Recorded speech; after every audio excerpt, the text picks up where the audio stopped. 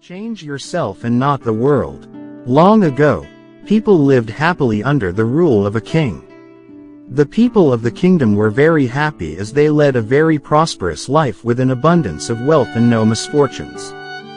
Once, the king decided to go visiting places of historical importance and pilgrim centers at distant places.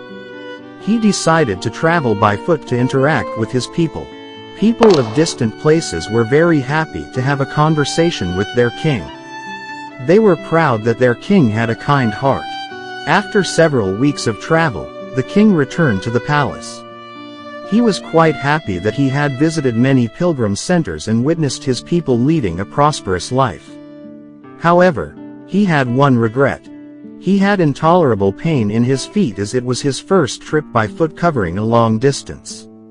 He complained to his ministers that the roads weren't comfortable and that they were very stony. He could not tolerate the pain. He said that he was very much worried about the people who had to walk along those roads as it would be painful for them too. Considering all this, he ordered his servants to cover the roads in the whole country with leather so that the people of his kingdom can walk comfortably.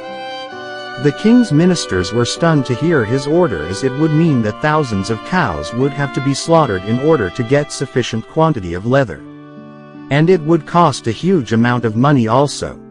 Finally, a wise man from the ministry came to the king and said that he had another idea.